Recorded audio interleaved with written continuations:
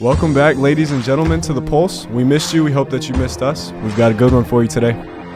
Welcome back to The Pulse.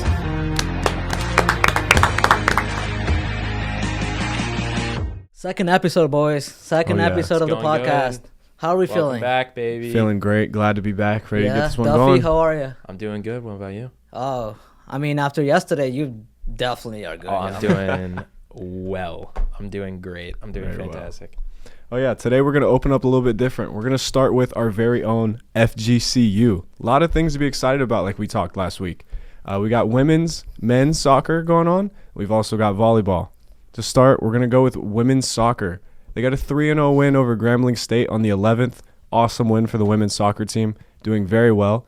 And then, of course, the star player, Erica Chippa. You know, she's the team leading scorer with 5 goals. She hit a milestone against Grambling. Did you guys know that? What's the milestone? Oh, yeah. After her goal the other day, she's now 1 point away from third all-time scoring. She has 76 points. She's behind Louise Lilback from 2019 to 2022. She's got 77 points. She's creeping up on her. Wow. Luis, watch out. Congratulations. Watch out. She's coming to get you. Oh, yeah, Chippa's coming. She's coming for great ya. player. Chippa's coming. She's coming quick. She's a great player. Congratulations. That's huge. And on top of that, she's third all-time goal scorer at FGCU. She's got 30. She's also behind Lilback, who's got 34. Okay. Oh, yeah. So just four goals. Oh, yeah. And 4 wow. more. Yeah, no. All Chippa's right. phenomenal. I got the opportunity to catch her when I was working the games. She's great. Really? She's awesome. Yeah, Yes. absolutely. Chippa, come on. Get on the pod. Oh, yeah. Come on the pod. We'd love you. We'd love to have Chippa, you we on need here. you. Not the only player to highlight, though, from women's soccer. We've got Madara Matrovica. I hope I'm saying that right. If I'm not, I'm so sorry. ASUN Women's Goalkeeper of the Week. Really? How about that one? Round of applause. Oh, yeah. Oh, yeah. How about that? That's awesome to that's- see. FGCU Sports, we're telling you guys, we've got players. Come watch them, please. We are such a good soccer school. Like, actually, like, when it comes to soccer, like, we have such good players both in the women's and men's teams. Like, yeah. both. Like, we're amazing. Oh, yeah. I mean, let's not forget we are a D1 school. Like, come on. Exactly. Yeah, guys, Exactly. let's not People want to forget. count us out. Come No, on, we're no. still here. Oh, yeah. And so to add to that, on the 21st, our women's soccer team is going to travel to DeLand, Florida to open up ASUN play against Stetson. I know who I'm picking. I'm taking the Lady Eagles every single day, all day long. We are in no Stetson pod. Oh, yeah. No Stetson. No, Not yeah. at all. Women's soccer, they're going to get the job done. Yeah. They're 3-1 on the year. You know, 500 start through the year so far. It's all good, though. Let's remember, they won the ASUN championship last year. Regular season championship, women's soccer team. They're for real. All right, so. They don't come to play around. They actually, they mean business, you know? Oh, yeah. We'll be good. Yeah. We'll be good to go. Yeah.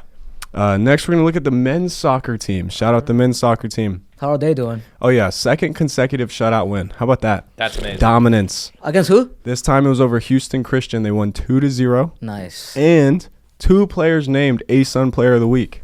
2 of them. First, we have Edson Murguia. I hope I'm saying that right again. The second one, Oliver Wang, the goalkeeper. Nice. Dude, awesome. So we have good Absolutely goalkeepers. awesome. Oh, my God. We got some good players. We got this week. safety. We got Oh, some yeah. good players this week across all of FGCU. We want to keep it going, keep it coming. Oh, yeah. We want excellence at this school. Absolutely. The team's leading goal scorer is Caio Oliveira. He's got 5 on the season. Nice. Doing very well. So shout out to Oliveira. He's doing awesome. The men's soccer team is 4-2-1 right now. It's a solid start. But we're going to get better. And we've got FIU on the 18th. Oh, that's a classic. It's going to Oh, be yeah. a great game. Oh, yeah. That's a classic rival. FIU is such a good school. Very, very underrated, I'll say. It's going to be a great game. Oh, yeah. But Pitbull's school doesn't stand a chance. The Eagles are coming. We're soaring in. We're coming in hot. All right. Mr. 305, you have no chance against us. No chance. Only kind of fly Eagles fly that I mess with. All right. And then lastly, but not least, the volleyball team. Of course, I want to hear about this. we had a bounce back 3-1 win over Green Bay boys. Nice. Okay. It was to end a pretty tough road trip, I'll say, in the Coyote Invitational in South Dakota. They took a Okay. loss to Kansas and to South Dakota. Are you And happering about Kansas winning or what? I'm I mean, you're wearing the impartial. Kansas I'm impartial. sweatshirt I'm right a big now. Jayhawk, but you know what? I'm an Eagle first. All right. Go Eagles. Wings up the better always. bird. Respect. Oh, yeah. Respect. Yeah. So we got a good end to the road trip. Ended on a high note. 3-1 win over Green Bay. It's great to see. Yep. They're 4-4 right now. A little struggles on the road. They're 0-2 on the road. That's okay. They'll get that fixed. They'll get the momentum going. No need to worry about that. And then the star player right now, Barbara Kohler. leads the team with 106. That's right, 106 kills on the season. Shout out to Kohler. She's a dog. Wow. Another player I got to watch live. Awesome to see her. She's a dog. It's so cool to watch. We are in such an exciting moment for FGCU sports. Yes. Like, Oh, yeah. we are in our prime of sports. Yes. And mind you, our school is so much younger than other schools Oh, like yeah. Florida State, like the University of Florida. We are so much younger, yet our sports department is absolutely astounding. Yeah. Oh, yeah. And so the volleyball team is going to travel to FIU as well on the 18th. So the men's soccer team and the volleyball team will be at FIU on September 18th. Tune in on ESPN Very Plus, nice. please. They'd love the support. I know I'll be watching. I know you boys will be watching. Yeah, absolutely. So yeah, I mean, awesome to see FGCU doing good. We're only going to get better. So we're going to move on from the FGCU topic of the podcast. You guys heard our hot takes last week a little bit. And so we decided to take it a different direction, and we wanted to hear your hot takes this week. Yours only. So what did we do, Duffy? Today, me and Nate went around campus. We were holding a whiteboard. We got some people coming up to us. We got some hot takes. I believe that some of them are absolutely atrocious, and I agree with some. So Can we'll I get hear into them? it. Yeah, let's get let's into start it. off with one that I don't necessarily agree with. Okay. I'm Aiden, and my hot take is that Malik Neighbors is going to be the best wide receiver in the NFL this year. Ooh. Malik Neighbors is the best wide receiver what? Best wide receiver this year. is This what he year. said. I mean, the answer to that question is depends. Depends on Yeah. how the Giants play. Depends on how Russell Wilson plays. After Sunday's performance, then yes, Malik Neighbors will be an elite receiver. If Russell Wilson doesn't perform at the level he's supposed to perform, then Malik Neighbors is not going to be able to fulfill his whole potential. So it's how the Giants played, how Brian Dable sets up the Giants offense. I completely agree with that. I think that if Russ is playing like how he should be and how a starting quarterback in this league should be, then it's definitely a possibility. I don't necessarily believe that he'll be the best. I think he'll be one of the best. Right. But Top 5. he's up and coming. Yeah, 100%. I think if Russ plays good, he has the potential to be a top 5. Definitely. Absolutely. Let's go on to another one. We're going to take it over to, for the first time on this show, basketball. Man, I love some finally, hoops. I love finally. hoops. My name is Alex, and prime CP3 is better than Kyrie. Sheesh. Ooh. Oh, my God. I don't know if I can go for that. Yeah. I can't go for that. Yeah. Uncle Drew? My God. Uncle Drew has been freaking people out on the That's a internet horrible take. for a decade. Yeah. I wouldn't say horrible take. horrible. I mean, CP3 is one of the best assist point guards of all time. But Curry is the best point guard. Kyrie's of all just time. Kyrie. Best point guard of all time? That's Steph Curry. Let's Yeah. back up. Okay, Yeah. yeah, you're right. No, I mean, CP3, there's very few people that can orchestrate an offense the way he does. He Yeah. dishes the ball like none other. I mean, he's the State Farm assist guy. We all know that. So, I mean, Kyrie's handles, finishing, shooting. I mean, if you really want to get into it, the aura he has with all the witchcraft stuff he's into, I don't know. He's a flat earther. Would Chris I'm not Paul with be that. considered better than Kyrie Irving if Chris Paul had one ring? No, because Kyrie got a ring and he saved LeBron for his ring with that shot in Game 7. Okay. That's what I say. I think Yeah. CP3's got a great legacy, but Kyrie's too much. I think they're both amazing players, but I think Kyrie's 100% better than CP3, Oh, yeah. especially if you're comparing both of their primes. If you're also bringing Kyrie's prime into the conversation, Kyrie blows him out of the water. Before we Unguardable. move on real quick, I want to say when Milwaukee was playing Phoenix in the NBA Finals, CP3 was the best. I think he was better than Devin Booker in that team. Yeah? He was the best. He was the best player for the Phoenix Suns in that final against Gianni. You know. So now that we got through the CP3 and Kyrie, let's bring it on back to a team in the National Football League that we're all familiar with. We've been familiar with this player that is mentioned in the take for quite a while, for the last year or so. Who? The other kind of Eagles, not FGCU. My name is Ben Ocampo. I don't think Jalen Hurts is a good QB. Ah, Ben, my Ew. boy. horrible. Super Bowl MVP, Mr. MVP himself. Jalen Now- Hurts. It's not a hear good me out. player. Hear me out. I don't know if this is the way he meant this take, but I kind of agree with him. I was talking to a couple classmates after we recorded this take, and I brought this one up. I don't think that he's a good quarterback. I think he's a good player. Because my definition of a quarterback, it's ever changing. As of right now, it's becoming more of a passer who is mobile. But I think if you're talking about the main definition of a quarterback, you have to be somebody that can make passes and who are going to complete throws. I don't believe Jalen Hurts is that guy. Going into week 3, he has 0 passing touchdowns so far. That is true. Especially with the wide receiving core like that, it's inexcusable. The pass game just really hasn't been working for them. I will say, I think to an extent, Ben, you're correct, because what quarterback could you stick in there and he wouldn't have success with the offense? Exactly. Like the skill players they have, the offensive line they have. I think there's about 10 quarterbacks that could go in and probably get that team to the Super Bowl. You have arguably a top 5 wide receiver when he's getting the ball in his hands. Oh, yeah. And that's A.J. Brown. Yeah.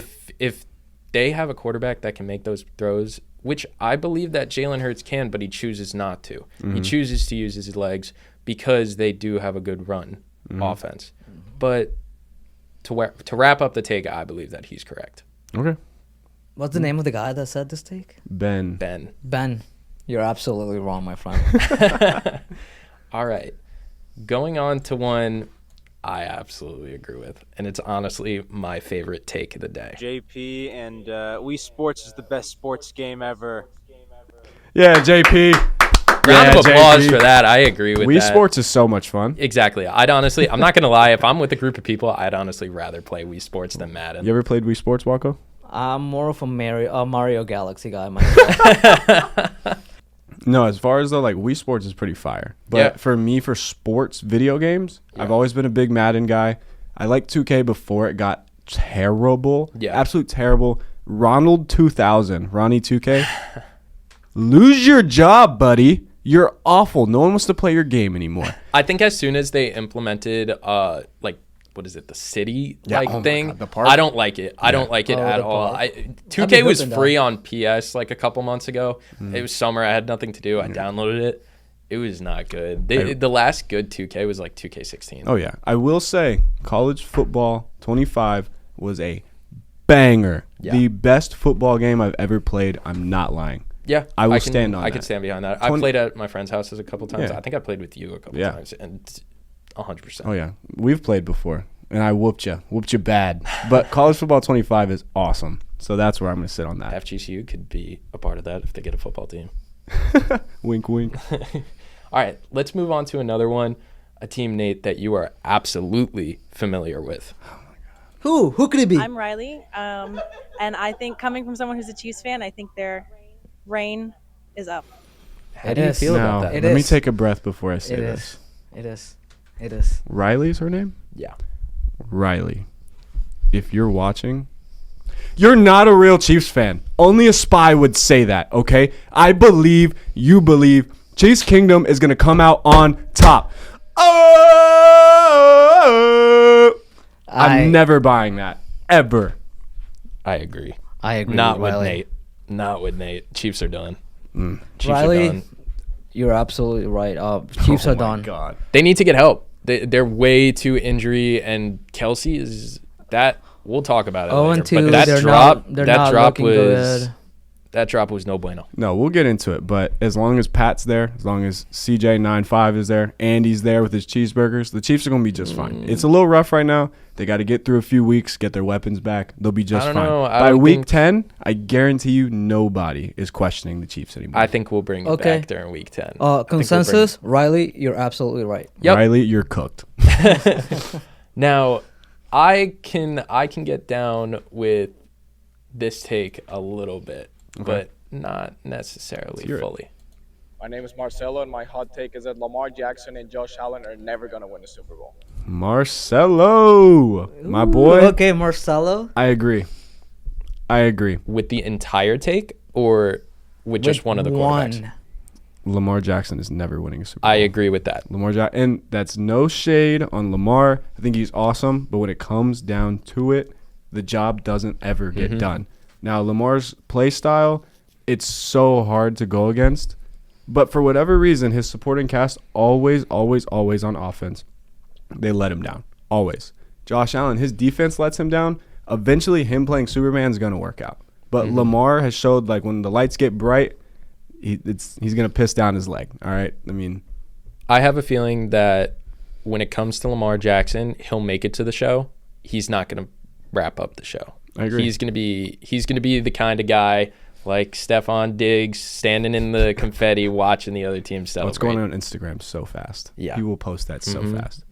But with the other part of the take, Josh Allen is 100% winning a Super Bowl. I think Josh is going to win a Super Bowl, and it's going to be within the next few years. It's going to be this Josh, year. I love Josh. He's not going to win this year. He'll make it this year. Lamar and Josh Allen are two of my three favorite quarterbacks. Third one being Danny Dimes, Indiana Jones himself. I mean, it's safe to say that they both deserve it. They do deserve a Super Bowl ring, 100%. Now, I do agree with you saying that Lamar's not going to win. I do believe that the Bills look very good this season, and they have a good chance. But it's something at the end, that it's just always holds them back. Once they get over that something, then we can talk about this. Agreed. Yeah. All right. Let's move it on to our own state. A team that played horribly last year. The consensus was that they played horribly last year. 2-10, Harrison. 2-10. Maybe they'll turn some stuff around this year, according to this FGCU. Is it Florida State? My name is Ross Hitchens, and my hot take is that FSU is going all the way this year. Go Noles, baby. I would love to see it. I would absolutely love to see it. I'm a Tennessee fan, though. I would rather them. I would rather them win the whole thing. But I would also love to see FSU. Oh, I'm rocking with Tommy Casamigos. All day, every day, 24 hours a day. So good. 365. Tommy Casamigos is him. Castellanos is a great quarterback. I mean, FSU did go undefeated 2 seasons ago, but because the playoff did not have the extension back then, they were not able to make it. FSU, after they went undefeated, they lost a lot. A lot of guys to the draft. Jared Verse, namely. 210. Defensive Rookie of the Year last year. 210. Jared Verse, absolute dog. And last season they were pretty scrapped, and it was a lot of moving pieces. Coming in this year, though, they replaced a lot. New OC, I believe, new defensive coordinator, brand new team as far as the players. Lots of new guys coming in. Norvell is a recruiting genius. He continues to be. So the Noles are set up a lot better this year. Completely new team. Last year's team is dead. It's gone. So Deuce Robinson too. Deuce Robinson is amazing, by the way. So good. If you guys don't know, FSU fans, of course you know. If y'all don't know, keep an eye out for Deuce Robinson. He's actually very good. Amazing first name. Let's go on to, I believe, is the hottest take. I'm ready. Take Hit me. that we filmed this morning. Yeah, hit me with it. Hit me, boy. I'm Miles, and my hot take is that if Aaron Rodgers played on the Patriots, he'd have as many, if not more, Super Bowls than Tom Brady. Oh, Miles. This man is wrong for miles and miles before and you miles, and it is miles long, away. as long and as miles the away. Nile. Oh my Okay, God, before you Miles. guys get into it, Miles, I'm shaking. before you guys get into it, let me just ask something. If Aaron Rodgers had people like Randy Moss, Edelman, Rob Gronkowski, 81, Gone forever, Aaron Hernandez. would he be able? He would have been able to accomplish the same things that Tom Brady did throughout his career? Yes or no? No. Why? Because no. Brady, besides all those targets that you just listed, that was pretty. They all weren't on the same team at the same time. Do you know Some all were those targets spread that I out. just listed are actually Hall of Famers, right? Yeah. Hey, But no you shade can- on Amendola. I'm not. I'm just Amendola. saying, at some points during Brady's career, he was throwing to guys named Joe, and he was making the job look easy. Oh, yeah. There were games where Rodgers would have fallen under pressure. Don't get me wrong. I love Aaron Rodgers. I think he's one of the greatest of all time. But I don't think that he can fill Brady's shoes because I don't even think anybody can fill Brady's shoes. No, they absolutely can't. And let me just say this, and I want you guys to listen closely here. Let's not pretend like Aaron Rodgers did not have weapons. Let's go on to this list here. Number 1, Jordy Nelson. Number 2, Randall Cobb. Number 3, James Jones. Number 4, we'll go running backs. Amon Green, Aaron Jones. I mean, the list goes on. Aaron Rodgers has had offensive help, and he does not get the job done. When the lights get bright, and it comes down to the clutch, what has happened? I mean, we've had one Super Bowl with all of these MVPs he's won, all this stuff he's done, has not finished the job. And you can say not every time is Aaron's fault. Awesome. Guess what? Almost every time, Brady did do it himself. Aaron has the excuses. Brady doesn't need one. So, no. I think he's completely wrong. Yeah. For miles and miles And miles. and as long as the Miles? Apparently, you're wrong. Now, speaking about the Green Bay Packers and Aaron Rodgers, let's take it into our NFL Week 2 recap. Woo! Starting Boy, that was off a good with one. the Green Bay Packers versus the Washington Commanders. My God, the Commanders looked ugly. They did not look good. It was, they didn't look horrible, but it was kind of flat. Nothing impressive about it. Zach Ertz led in receiving. That's not good when you got Scary Terry and Fat Debo over there. You can't have your tight end leading, especially your old tight end. Yep. And he's showcasing he's still got something in the tank, but you gotta hit Terry and Debo more. You absolutely have to feed them. I mean, The Debo touchdown was pretty nice. It was it was a good pass. It was a good all around play. But as you said, you can't be having Zach Ertz have six receptions, 64 yards, and 1 touchdown with the longest play of the night. On the other hand, though, what did you just say? You said you cannot have your tight end lead for receptions or lead for yards? You can, but when you got receivers like that, you got to get them more involved. There's no excuse to have those two and not feed them more. Well, props to Mr. Kraft because he got 124 yards in the whole game. Jordan Love was feeding The him. Packers last week, I wasn't so sure of your power rankings. Now I am. I agree. Oh, and they're going to be moving up too. Yeah, 100%. I agree. I honestly think that they could take over that 1 or 2 spot. They have been looking They've been looking good. They've been looking fantastic. And here's the difference, though. I'm going to praise Kraft, but I'm going to question the Commanders with their tight ends leading the group. I'm praising Kraft because it's not like the Packers have some all-star wide receiver group. They got good young receivers. Do not get me wrong. Good young guys. They got Wicks. They got Dobbs. They got Matthew Golden. They had an injury, but they're going to work through it. But Tucker Kraft was on another level. 6 catches, 124 touchdown, averaging 20 yards a catch. Oh my God. That's ridiculous. Yeah, it is ridiculous. Tucker Kraft, you were generational the other night. And the run game was solid. Josh Jacobs with 84 and a tug. Jordan Love, 1931, 292, and 2 tugs. He was great. The ball placement he had, that pass down the sideline, dropped it in. Got called back, or there was a question about if it was a touchdown. I maintain it was. It was phenomenal, but, Yeah, it was a good game all around. Some people are saying that Krosky Merritt is the first ever NFL plant player. Why? Because sadly, Austin Eckler is out for the rest of the season. Oh. And for some reason, all the social medias are big on Merritt. But wasn't Austin Eckler still running back too? Like Krosky Merritt was still like they were kind of swapped. They were splitting snaps. Running back committee. Eckler was looking all right. He had 8 carries for 17 yards. That's not super, but Merritt had half as many carries with the same amount of yards. So rushing game that game wasn't even that great to begin with. But Eckler looked all right last week. He didn't look horrible. He just looks like how old he is. He's aging. It's going to happen. Sadly, I don't think we're ever going to see him on a... Now I think it's a good time to hit the Seahawks-Steelers game. We were talking Aaron Rodgers earlier. What happened? Steelers did not look like how they did last week. Complete 180. The Steelers did not... No, they didn't come out good. Aaron Rodgers had more picks than touchdowns. He only had 203 yards. The run game was anything but impactful.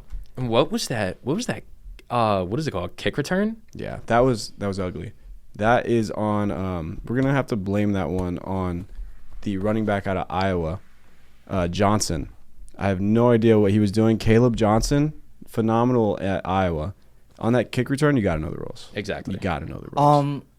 Sam Darnold, I was not familiar with your game. I don't know how after last year. He was great last year. I always classified him as mediocre. Okay. Right? Is that a fair word? Mediocre? Okay. After one good year. Yeah. That's fair. Is that a fair word to use? Yeah. After Baker's first year, I kind of thought that it was going to be a fluke. He proved me wrong, thank God. But I was not expecting anything of the Seahawks this season. 1-1 so far. We'll see how. I think they look good. Hey, I'd like to point out. They look all right. Last week I did say I think the Seahawks were going to be sneaky good. They showcased the run game that I praised so loudly about. K9, 105 and a tug on only 13 carries. Charbonnet didn't do much. JSN, 103 yards receiving. That's Kupp. great. Cooper Kupp had 90. Loved that. I have him on fantasy. Everybody said that I was an idiot for taking him. I think he's going to be a sneaky pick this year. And I mean, it's arguable that the Seahawks probably win by at least another touchdown or 2 if Darnold doesn't throw Will 2 we picks. see? Will we see Cooper Kupp going back into his old form, the form that he had in the Rams, or not? I think that if they start targeting him more than they do Najigba, yes. But Njigba is just so good. I know he's really good. Oh my He's really good. God. But if you have Cooper Kupp, who is one of the best wide receivers, I'll change my wording. He was the best player that season and should have won MVP. His Triple Crown year? Yes. I agree. When you have a Cooper Kupp on your team, and that wasn't that long ago, you got to start throwing him to him, man. Like, I know he's been on the down recently. He only had one less reception than Jigba, though. So I know, but I don't know. Maybe it's on him. I think we got to get a healthy serving of both. I mean, you have JSN and Cooper Kupp. You can't force feed one over the other. Kupp obviously is amazing if he's healthy and he's gone. Give that man the ball. Yes. But you also got to lean on JSN. I mean, he's up and coming. Rookie year, no 100-yard games. Last year, he had 3 all season long. Boys, he's got 2 already. He 2 is weeks in, working. having 2 of those. That's pretty good. He's working. Yeah. So JSN, you keep feeding that man, but you got to keep Kupp involved. Seattle's offense is going to be dangerous if they continue to play this way. Yeah. Yeah. Do you guys watch the Dolphins game? Oh yeah, I loved the Dolphin game. It made me laugh so hard. Harrison and Bradley, I hope it was awful for you. That game had everything. It had a punt return touchdown. It had a kickoff return touchdown. Tua threw for 315. Good for him. Mm-hmm. I said on the hot takes videos, watch out for Drake May. Watch out for Drake May. Drake May is 1-1 right now. The Patriots are, and he's barely using Stephon. Yeah, Stephon only had he had 4 catches, 32 yards. That's it. Yeah. That's it. Third on the team. Yeah. Wash. Leading receiver Stevenson. was Ramondre Stevenson. Yep. Also the leading rusher, Ramondre Stevenson, is absolutely a utility guy. I love the way they use him. He's going to be there a long time. Yeah. And Drake May was not only electric, he was efficient, and he was moving that offense at will. And it's not like Miami has some incredible defense, but Drake May looked really good. 19 of 23, 230, 2 tugs. It looked awesome. It's what Patriots fans really wanted from him. He's showcasing it. Now that you're touching on the Dolphins defense, Minka Fitzpatrick is one of the best defensive players, and he has aura. Okay, like he has aura, and once you go in that defense, you have to act as a leader. Once you have as much experience as Fitzpatrick does, you have to be a leader on the field, and we are not seeing the Dolphins defense perform. No, yeah. I want to touch on Tua for a second. Tua turned the ball over. How do you like him? Officially made his way yet again. Another awful interception. And I want to really emphasize awful. Towards the end of the game, Dolphins are driving. Chance to win. Throws a pick. Now they get the ball back. What's he do? He gets sacked. Game over. He consistently fails under pressure. Tua is not the guy. For the 1,000th time, I will say this over and over. Tua Tagovailoa is not the guy. He's not. Tyreek had a better game this week. 6 catches, 109 yards. A-Chain was awesome like always. He is always doing well for the Dolphins. Sometimes he's the only offense they have, honestly. I feel the same way about Tyreek as I do with Coop. Mm-hmm. If you have a player that's playing that good, and it's been in recent years, I genuinely think that you got to start looking at other factors that are on their team. Maybe not as much as for Coop, because he's had 2 really good quarterbacks. Sam Darnold is also still really good, coming off of his fantastic year last year, and he also had Matt Stafford. But Tua, I genuinely think you place any other quarterback in that team, and you're going to perform better than you are. Oh, my God. I've said this for so long. You put Josh, you put Lamar, Joe, Patrick, even Jalen Hurts. Okay, let's not go there. What will happen if you put Quinn Ewers? Quinn Ewers, I still think it's too early. It is definitely too early. You will keep starting Tua? Keep starting Tua. I think at least at least Until for he has 2 a more concussion. weeks. I think Dolphins fans. That too. I think the Dolphins fans at this point are ready to just throw the season away. They want Zach Wilson. I've heard it from many of our friends that are Dolphins fans, and I've seen it on Twitter. I've seen it everywhere. They're so ready to be done with Tua that they're willing to put Zach Wilson out there. That's how bad it's getting in Miami. Mm-hmm. You have Tua, who played good all day long, and then it comes down to it, and he collapses, ruins the game for Miami. And it's uncanny how often this happens, where Tua is just giving away any chance of hope that the Dolphins have. Mike McDaniel I used to think he was a really good head coach. Mike McDaniel, I think, is smoking something strong before every game. I'm serious. Mike McDaniel is terrible. Tua is even worse. The Dolphins need help badly. It's not going to be from Zach Wilson. It's going to be from somebody eventually. Yeah. But the Dolphins continue to suffer, and their fan base continues to cry because it's just not getting any better. Do you think they try to tank this year? Honestly, if by week 10 they have less than like 5 wins, why not? Yeah. Why not?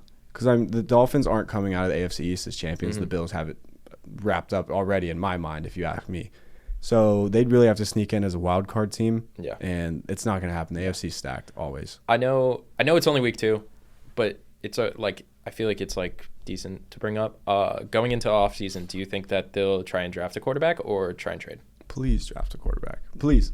I don't care who it is. You need something, or just bring somebody else in, because they can't keep running Tua out there and hoping one day it changes. Exactly. Either he's hurt or he's throwing picks. He's not performing in the cold. He is missing receivers. He's taking too many sacks. There's always a problem with Tua, and it needs to stop. Like now. I agree.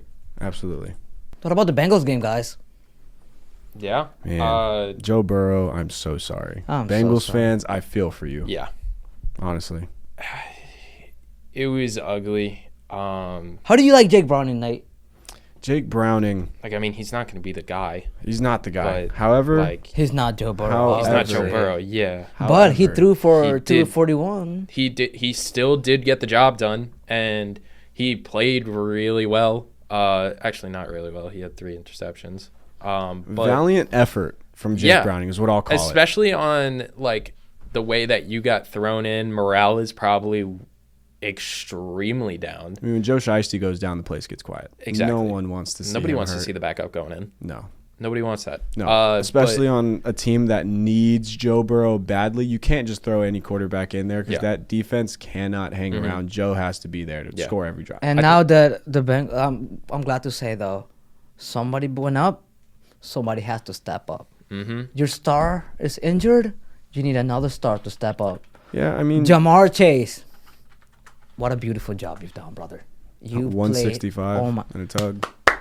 Yeah.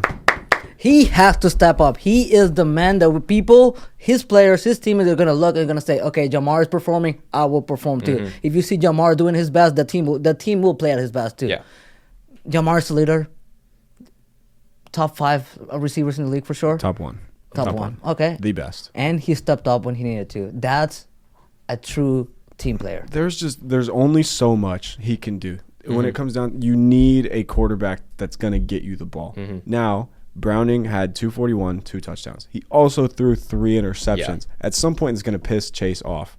His slogan is always, he's always open. But it doesn't seem like Browning's sitting that way.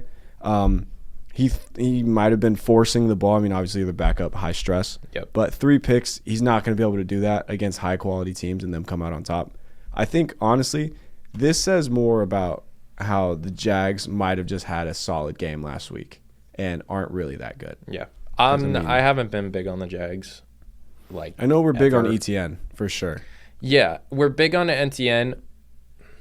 To be honest, I don't even know if NTN's going to continue to be the guy. I know I was really big on him last week, but I've heard that the Jags are very, very, very big on Tutin, if I'm pronouncing it correctly. Yeah, no, he's good.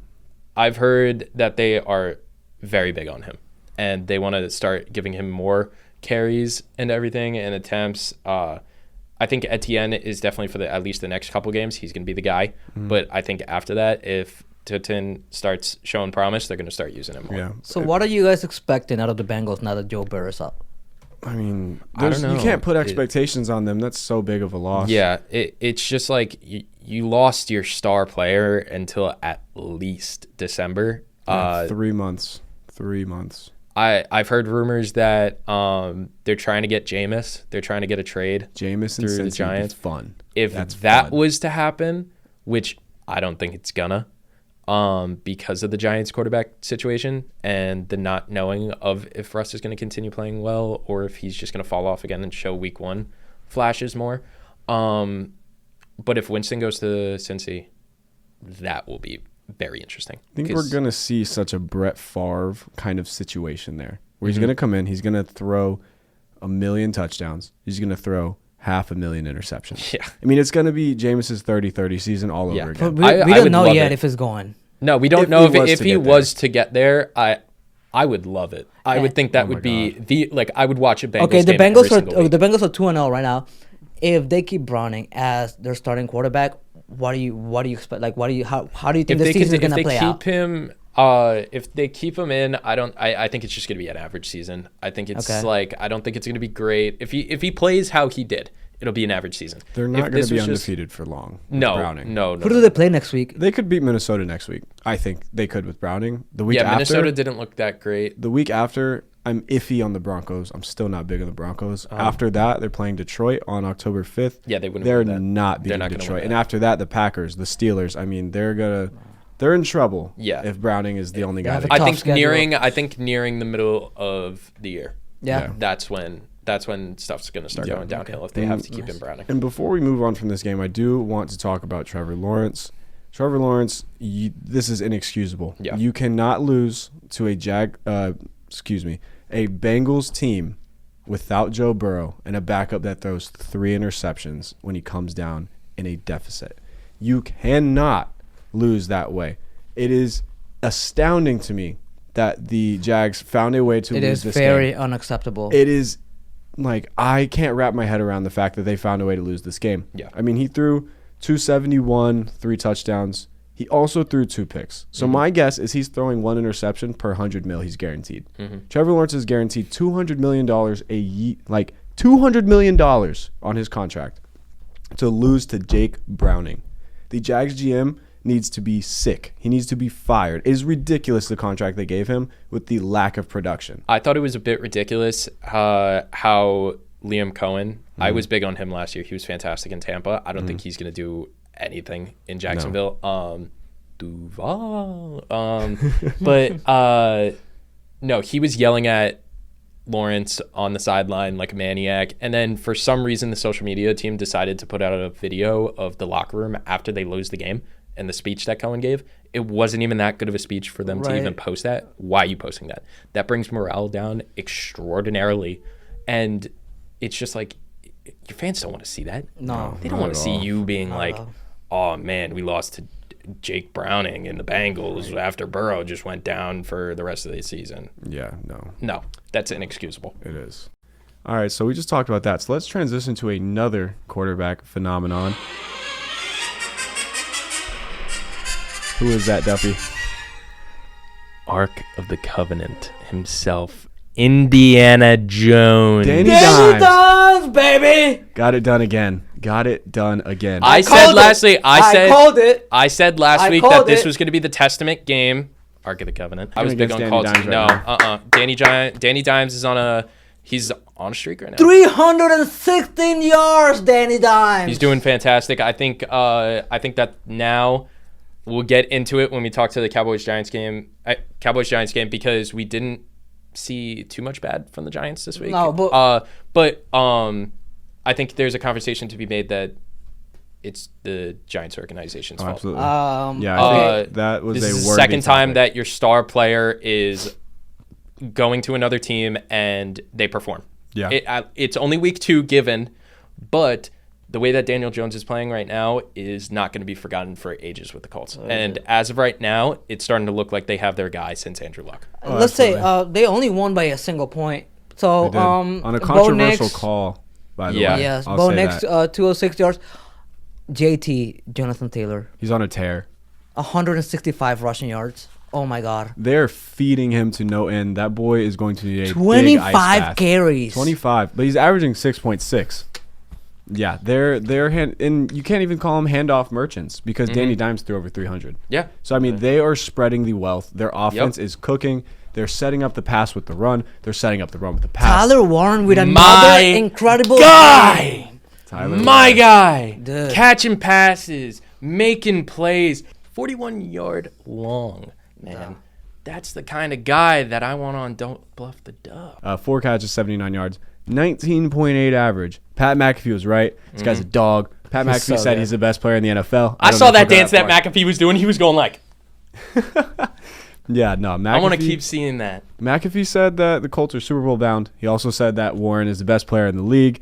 I am not so sure about that. However, Okay. the Colts are Add those balling. on. What to do the you hot guys takes. think about the owner of the Colts, the lady owner? I like her. That I like sits her. on the sidelines, listen to the play. You know why it's so good? Honestly, I because love she that. wants to know what's going on in the field, Exactly. so she can know Yes. what to, if she wants to help the team, she's the owner. No, I love it. The expectations on her were She has to know what's going on in bottom the of field. the floor. Oh, yeah. Hell. She is she's blowing crushing it. She's crushing those it. out of the water. Oh, she she is is. doing fantastic. That's exactly what all NFL owners should be doing. Right. No, I'm incredibly impressed with her. I love how involved she is. Yes. She is on the field. She's with the player. She's not sitting in the press box. No. Like every other owner. Jerry She's Jones. down there. She on wants the to know field. what's going on No, the she field. she at this point, I would be willing to guess that the Colts players, she's one of the guys with them. Yeah. She has to be. I mean, they love her definitely. in Indy. Mm-hmm. She is putting on a show for Indianapolis, bringing something back they haven't had since Luck. When Mm-hmm. they had the whole suck for Luck stint, I mean, they haven't been this excited since then. And I can't blame them. I mean, the Anthony Richardson project has failed so far. Yep. Maybe one day they'll get back to it. But as of right now, Daniel Jones continues to impress. And I was right what I said about last week. The Broncos are so underwhelming, so overrated. I don't understand the hype with them. I mean, Bo Nix, he had another interception this week. He had 2 last week. He threw 3 touchdowns. He ran for 20 yards. But, I mean, great teams pull out games like this. And the Broncos continue to not pull out these games. I'm only assuming Indianapolis is going to be a playoff team this year. Yes. That's another loss to a playoff team at this point. Because you have a couple teams in that division. It's honestly one of the worst divisions in the Yeah. National Football League. You got the Jags, you got the Texans, you got the Colts, and then what's the last team? Help me out. The Titans. Titans. Yeah. Even worse. That's 100%. They can 100% make a push for the winners of that Oh, division. yeah, they can. And as of this rate, they're gonna win it by $1 million. Yeah. Yes. I mean, Bo Nix is good, but Broncos fans, I've been hearing it since last year.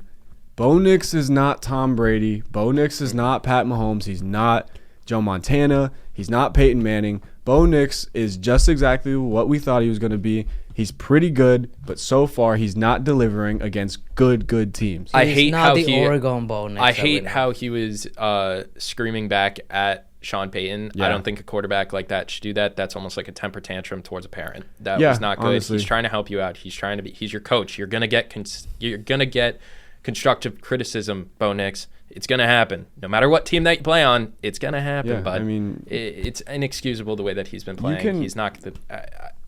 He could be the guy for Denver. I want him to prove me wrong. I Yeah. like him. I think he's a good kid.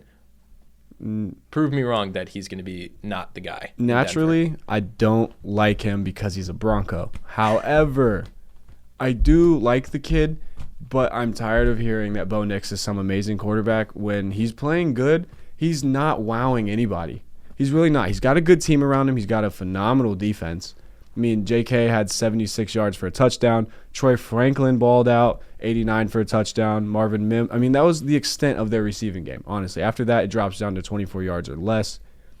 The Broncos, I'm not sold. I need to see more before everyone's like, oh, the Broncos are contenders. They're not. They are not contenders. They can't win against teams that haven't been contenders in a long time, and they haven't beaten playoff teams. I sound like a hater, and guess what I am? Because you're the Broncos. I hate the Broncos. I think circling it back to the Colts side of the game, they're going to be getting wins for a while. Nate. Buddy, I speaking love about the it. Chiefs. I love it, Lay Nate. it on Speaking me. about the I Chiefs, love it. bud. Nate, I want you to open up to me, all right? Imagine I'm your psychologist, all right? Yeah, Open you really up to want me. to spill all my trauma What happened on Sunday? I think that girl during hot takes. What was her name? Riley. Riley. You were right. What happened Riley, at you were Arrowhead? wrong. You were wrong, but I'll just wait for the Chiefs to prove me right later in the year. Okay. What happened is no one on the Chiefs offense is competent consistently besides Pat Mahomes. He yet again led the team in rushing. It's inexcusable. Kareem Hunt had 8 for 31, 3.9 average. That's sorry. Pacheco, 10 for 22. Pacheco, you're not performing the level you're And supposed to be they performing put the at. rookie in, Brashard Smith. He got a carry for 2 yards. Awesome.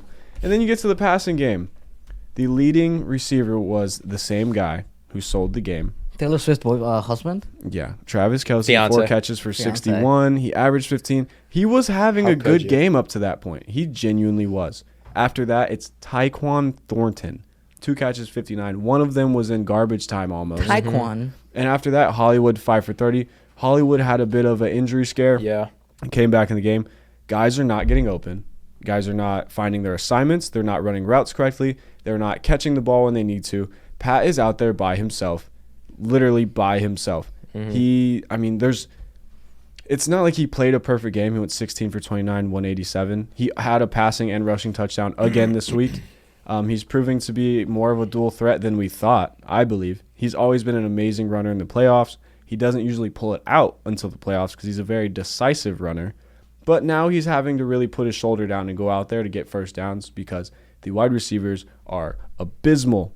On the defensive side, I thought we did well versus the Eagles receivers, the same way that the Cowboys did week 1.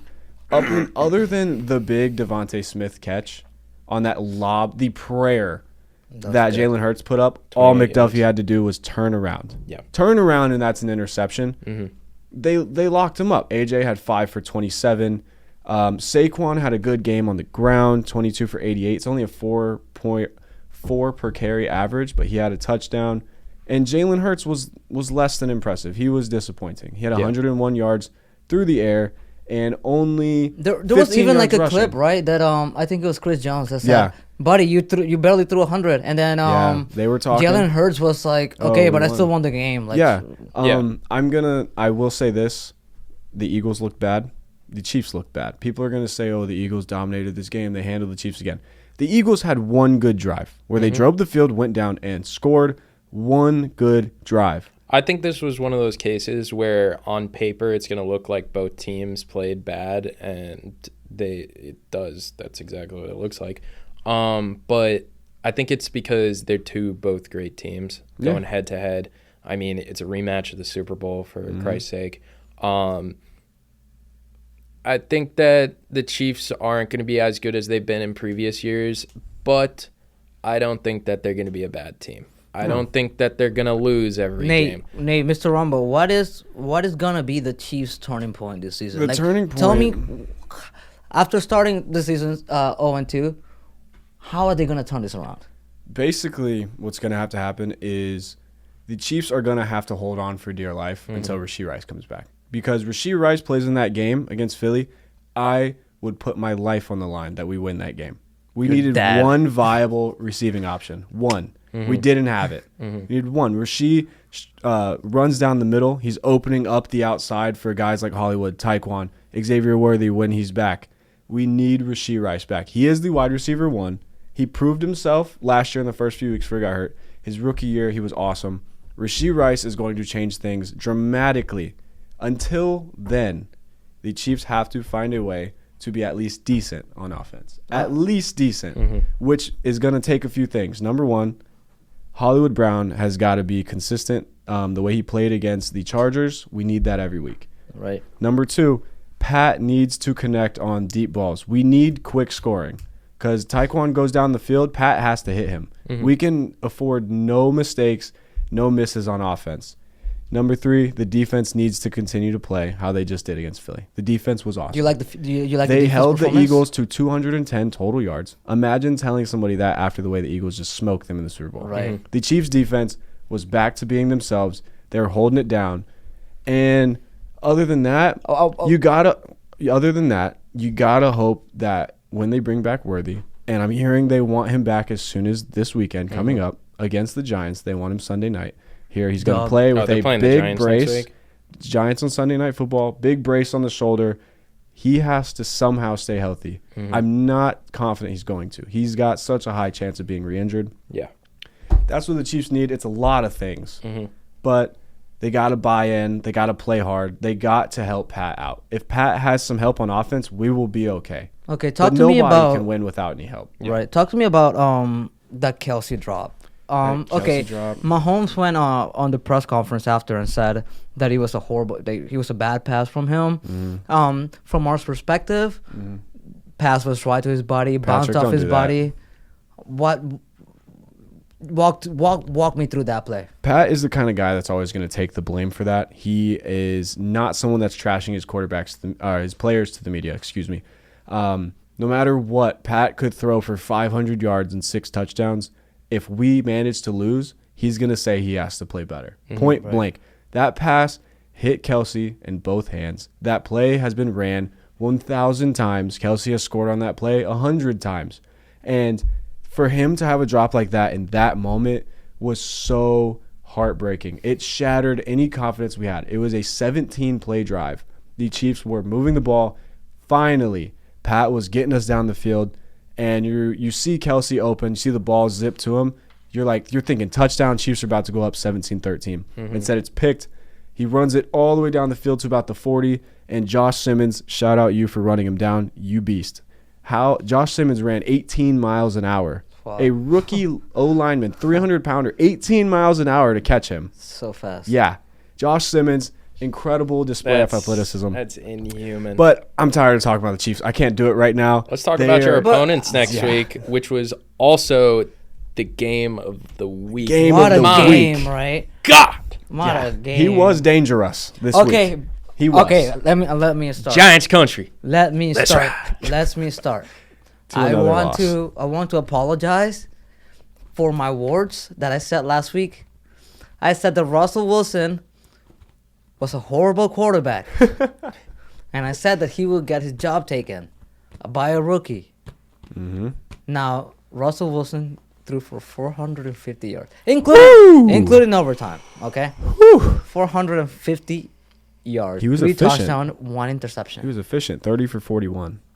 That's the closest I've seen Russ to prime Russ in a while. Nasty. Only thing that I gotta say is nasty interception towards the end of the game. Yeah, you can't have that. Yeah, you can't be doing that. I don't know what the plan was in overtime, but throwing the deep ball when all you need is a first down. I think they were like, I want to say it was like 3rd and 7, and you're launching the ball. What are you doing?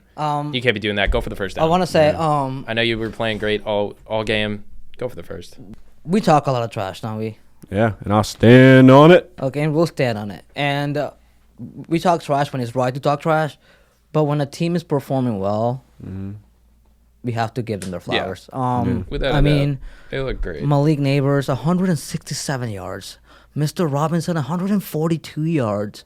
That's over 300 passing yards. Yeah, combined. And 3 touchdowns. Combined. I mean, what else can you ask for? From your receivers. The Giants. Shout out New York. They had a great game. Even though they didn't get the win, they proved everybody wrong from week 1. I hope that they continued to do so because I'd love to see the Giants succeed. Hometown team. Knock that shiz right out of bounds. You know what sucks? Imagine being Russell Wilson, right? Throwing 450 yards. Game of his life. And still coming short and losing against Dak Prescott. That is in large part to the fact that the Dallas Cowboys are truly lethal on offense. They look good. I am so impressed with the Dallas Cowboys right now. Dak Prescott, 38 of 52, 52 attempts, 361 yards, 2 touchdowns. He had a pick. That's all right. They got the dub. Javonte Williams, 1897 on the ground, 1 touchdown, and CeeDee Lamb impressed again, and there was no collapse at the end of the game this week. So good on you, CeeDee. He closed 9 the deal. 9 receptions, 112, long of 33. Yeah, 11 Pickens got his targets. first touchdown as a Cowboy. Yep. That's pretty cool. He didn't crash out this week. However, he did do a finger gun celebration. That fine will be hefty. Enjoy that. Yep.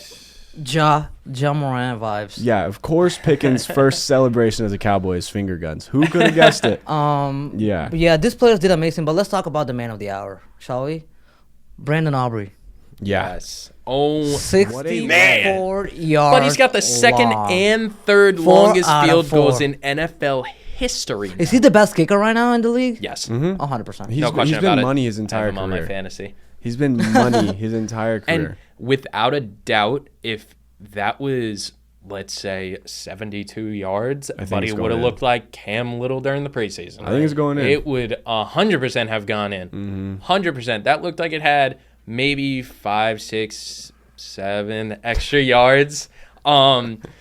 On that kick after it went through. Yes, oh man, great. and it wasn't even like it was like, oh man, it was by a little. It almost hit one of the goalposts. No, that went. That's a great way to win the locker room, you know? Yes. Like, imagine just being Aubrey and then just going to the locker room. You're going to see everyone hyped for you. Yeah. No, Brandon Aubrey, each game continues to go out there and put his on the table and tell them, I'm going to take it in my own hands. I'm going to drill these. Yes. He's got a hell of a leg. Yes. That guy, he just continues to impress. I love seeing Brandon Aubrey drill field goals at Yes. this point. I wish that our kicker would be as good as you. Butker had another same miss. Whatever. Yeah, Brandon Aubrey continues to be the star of the show. But Dak is genuinely playing well.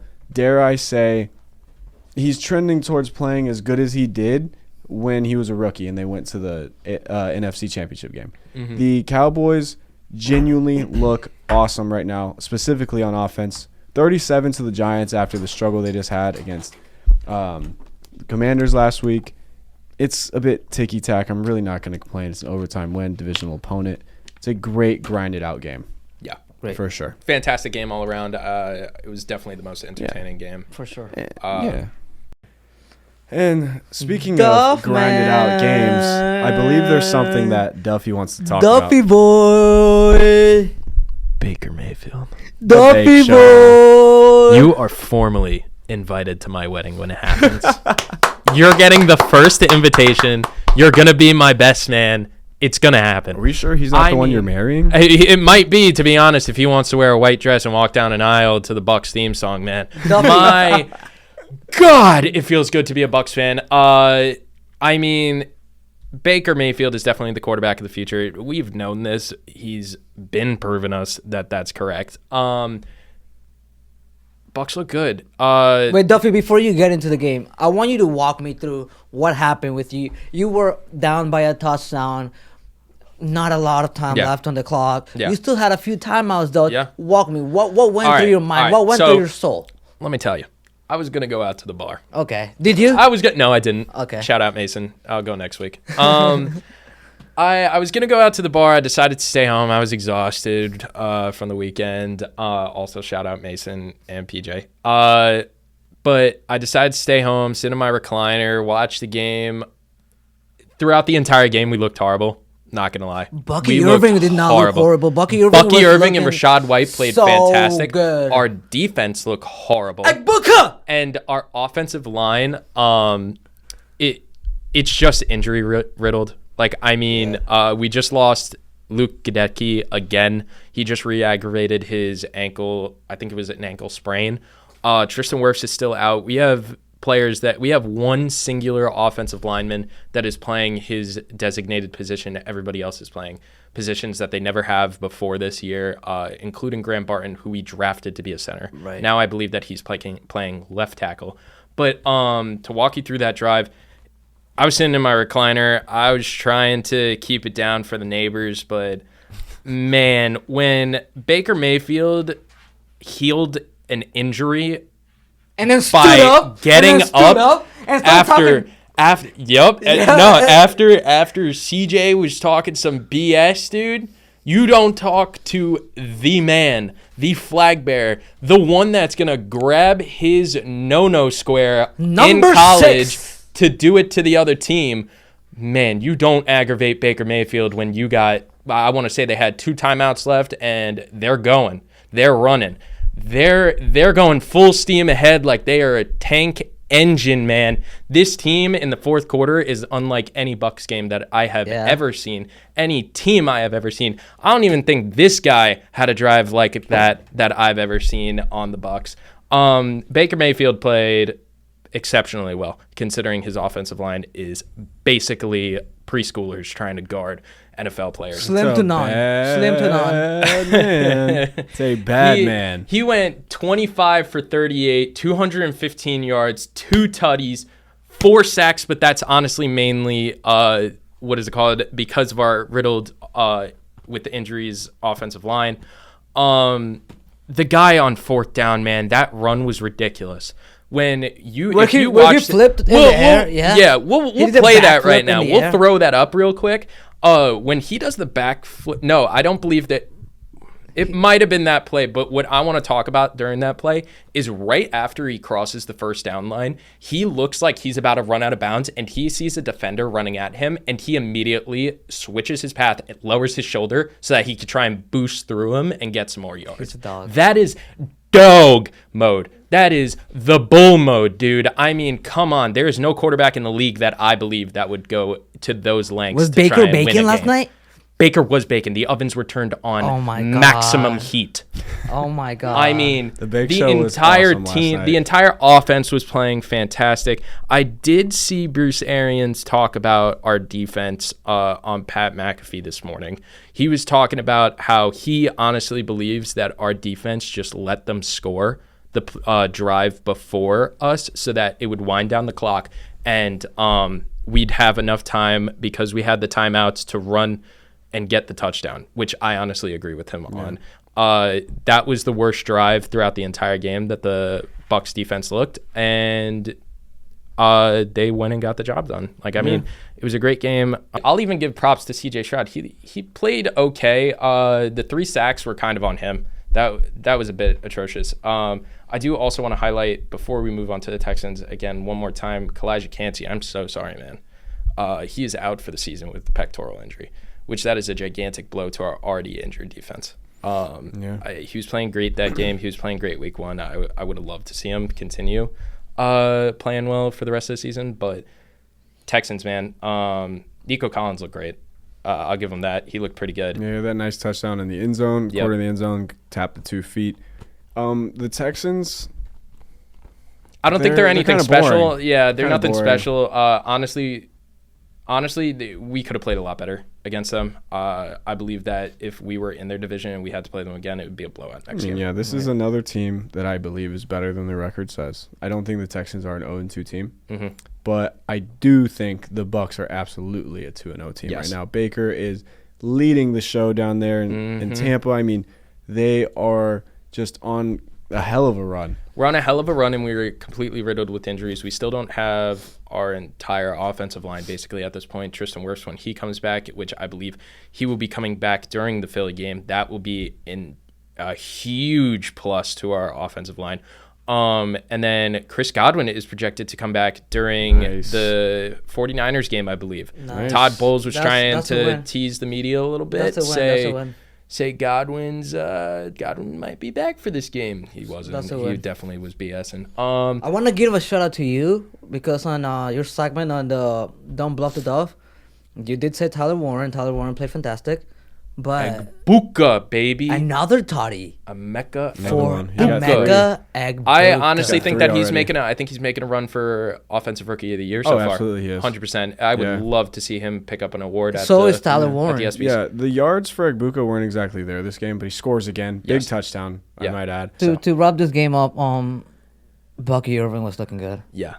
Bucky was looking great. Bucky Baker was was looking like looking Bucky. I can't wait to be chanting Bucky at the game. And Mike Evans at 32 years old, he's still performing. Yeah, but he also still Is 32 old for a wide receiver?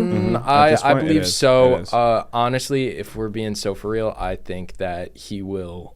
If he gets his record this year, he's retiring. The 10,000? Yeah.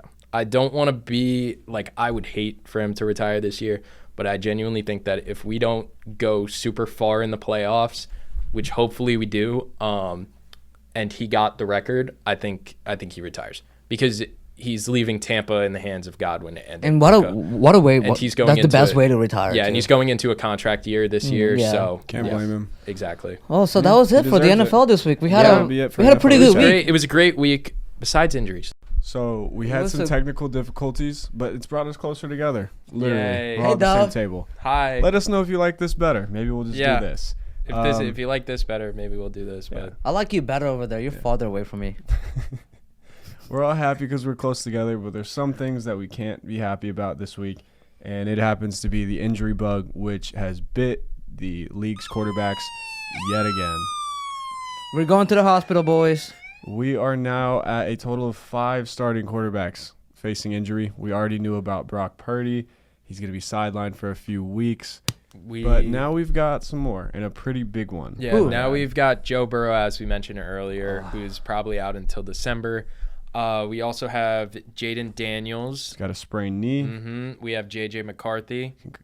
He's got a high ankle sprain. He's going to be out for 2 to 4 weeks, reportedly. And Justin Fields has now entered concussion protocol. Yeah. So What about, some things that really suck to have to talk about, but this is one of them. Injuries are part of football.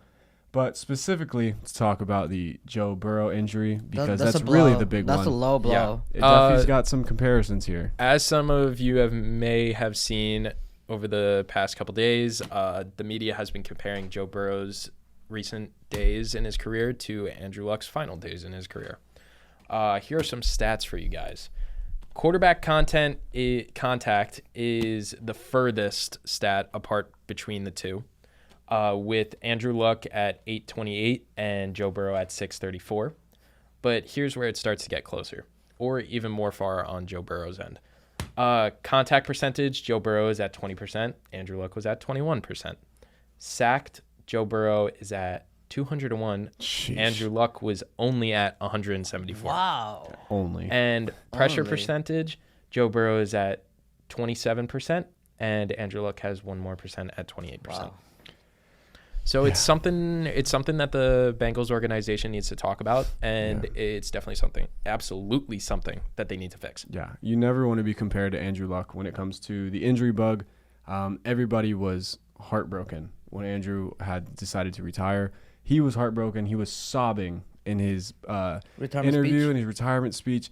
It was so sad to watch, and I fear that we are inching closer to that for Joe. Every single season, he's getting hurt. And it all starts with the Bengals front office. They are blatantly ignoring the biggest problem there. You want to keep T. I get it. You got to focus on protecting your franchise guy. Joe Shiesty cannot survive with the line he's got right now. Yeah, absolutely. It brings me back to the days of when Jamar Chase was being drafted and the Bengals fans were speculating on who they wanted to draft. A lot of them wanted Jamar Chase, but there was also a portion of them that didn't. They wanted Penei Sewell, a star offensive lineman. He definitely would have, I think, prevented this. It definitely would have helped. I mean, yeah, he's been great. Yeah, because it brings you to that graphic that was being shared on especially Twitter, and it's honestly resurfaced since this Joe Burrow tragic injury. Of that anybody could catch the ball if you have Penei at offensive line, but you can't have anybody at offensive line when throwing the ball to Jamar because the ball's just not going to reach him. Yeah, and I mean, it's really pick your poison, and I don't think anybody regrets drafting Jamar Chase. No, not He's at all. the best receiver in the league. Yeah. Triple Crown winner last year. Joe's guy. I mean, they're best friends. They have chemistry together. They're best friends. They have chemistry. Been around But since LSU. what good is it when Joe's not on the field consistently? Exactly. That's the part that kills me. Is I think the front office is completely to blame, and it really sucks for Joe because you want to see a guy like him out on the field. He is a once in a generation guy. One of my favorite quarterbacks in the league, and arguably the second best quarterback in football, and the best to some people. I won't go that far, but Joe deserves better. He cannot get killed behind the line like this. We've seen how it ended up with Andrew Luck. Obviously, you just read stats. And I just don't want to see that same thing happen to him. Yeah, obviously Bengals fans are going to miss him until December. They're going to have Jake Browning, and now with new additions, Mike White and Joaquin, you know the name out of Packers. Oh, the Yeah, Packers practice quarterback. squad Yes. Clifford. Yes. Sean Clifford. Yes. Sean Clifford. Two names that maybe one is more popular than the other, but two names that you don't want to hear in replacement of Joe Burrow. And I'm not going to be surprised if the Bengals fans are calling for the firing of their GM. And I'm not going to be surprised if the Bengals do it because this guy has done nothing to help out Joe, and people have been pleading for them to help him out. And, I mean, you can't keep wasting your quarterback like this. This is 3 to 4 different years now in his career where he's been injured. It's just nothing more you can say about it. It's just sad. Yeah, I definitely feel sorry for all of Ohioans who watch sports. Wish you a speedy recovery, you Joe. have no you got no teams to watch now, or at least have fun watching. O-H-I-O. Right. It's It's probably the only team. Speaking about college. Speaking about college football has been exciting, man. Yeah. It's been a little, it's been wishy-washy. Some teams from last year that were great are not looking that great this year. One team that everyone's been excited about, though, is the USF Bulls. Shout out George. Shout out Sebastian. The Bulls looked awesome. The first weeks 2 1 games. and 2. They stomped I would say an overrated Boise State Broncos team that was only ranked in top 25 because of what they did last year with Genty. Genty is the only reason that they did what they did. And now he is gone. Obviously, he's with Las Vegas. So, and they surprised everybody by beating the University of Florida. And they beat Florida. And, it was a really good 2 weeks for USF. They were going nuts over there in Tampa. I can't blame them. And then they faced off against Miami, and they got it handed to them. Now, I think that says more about how good Miami actually is. But USF is a good team. They did beat Florida. However, Florida is not good. And I think we've seen that this week with DJ Lagway's unfortunate 5 interceptions. Count them. 5. That can't be happening. That can't be happening to any quarterback in any league. 5. And the craziest thing about it is he threw 5 interceptions, and Florida lost by 10. Now, that is because Florida has an astounding defense. They are so good. They fly around on the ball. They get pressure. They make plays in the backfield. They make plays in the DB room. The Florida defense is what kept them in that game. Lagway is certainly showing signs of regression after he got a lot of hype last year for the good games that he had. And, if you're a Florida fan, I don't know how you feel good going into any game after that. Lagway is supposedly your guy. Lagway is hyped up so much, and then he goes out there and has that performance. Right. It's not a good sign. I do think, let's remember, DJ, he's still a sophomore, okay? In college, he's still a sophomore. He has 2 years, maybe 3 if he wants to. UF has such a young team.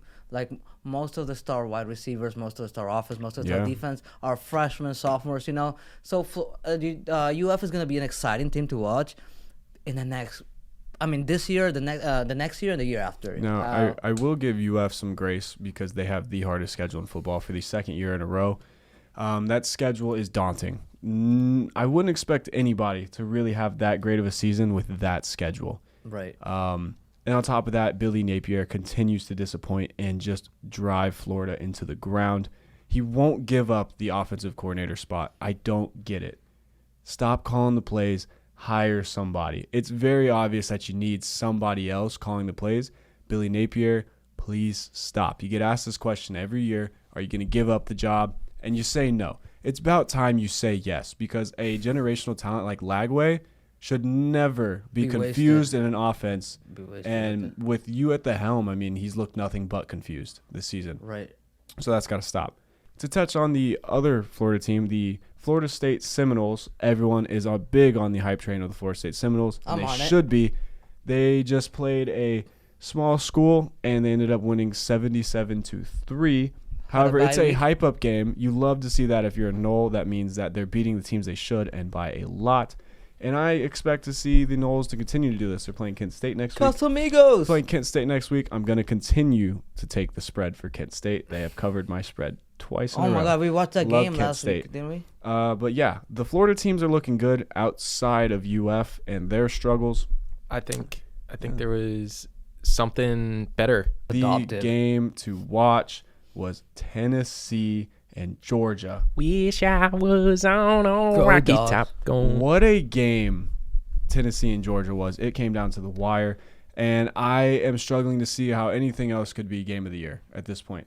I mean, I know it's within the first few weeks of the season, but Tennessee, Georgia was an all-timer. Always such a classic game to watch. Yeah. Absolutely. I think this is definitely in one of the top spots between the matchups.